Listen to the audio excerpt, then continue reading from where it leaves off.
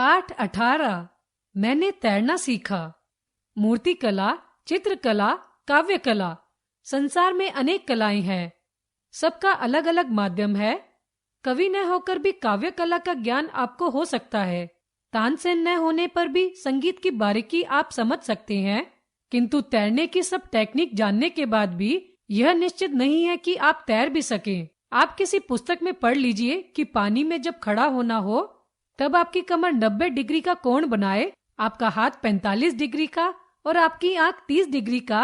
परंतु यदि इतने के बल पर ही आप पानी में कूद पड़े तो बिना पासपोर्ट के सीधे अमेरिका की ओर चले जाएंगे।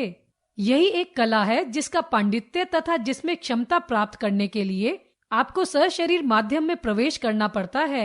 मूर्ति बनाने के लिए यदि कोई पत्थर पर सिर टकराए तो मूर्तिकार बनने से पहले उसे कुछ दिन किसी अस्पताल की स्प्रिंगदार चारपाई पर आराम करना होगा। संगीत के स्वरों पर मास्टरी करने के लिए यदि बाजों से आप बाजने लगे तो आपको सिफारिश करके किसी ऐसे कारखाने में जाना होगा जिसमें मस्तिष्क की मरम्मत होती है।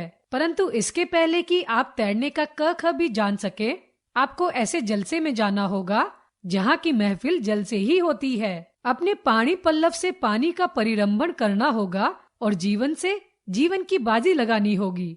उत्तर प्रदेश में 2 बहती नदियां हैं, गंगा और यमुना। यमुना के किनारे रहने वाले रासलीला करते हैं और गंगा के तट के निवासी गंगा की पूजा के अभ्यासी हो जाते हैं। किंतु तैरना दोनों का जन्म सिद्ध अधिकार माना जाता है। इन दोनों पवित्र सरिताओं का निवासी यदि तैरना न जानता हो तो वह वैसा ही है जैसे टेम्स के किनारे का रहने वाला बॉल डांस न जानता हो, मिसिसिपी के तट का वासी रॉक एंड रोल न जानता हो और राइन का पानी पीने वाला व्याकरण न जानता हो। विदना का कुछ ऐसा विधान हुआ कि इस बार मेरा जन्म गंगा के किनारे काशी नगरी में हुआ। काशी का महात्म्य हमसे पहले के लोग भी कह गए हैं। मैं केवल यही उसमें जोड़ना चाहता हूँ कि काशी अब वाराणसी हो गया है। यहाँ का लंगड़ा बहुत दूर दूर तक पहुँच जाता है। यहाँ की मिट्टी दूसरे जन्म में सोना हो जाती है और यहाँ कपड़ा कम पहनिए तो महाजन और न पहनिए तो देवता हो जाइए। यहाँ गंगा का वही महत्व है जो सरकारी कागजों पर साइन का, विवाह में 9 का तथा रेलवे में लाइन का। इस तरह गंगा के किनारे रहकर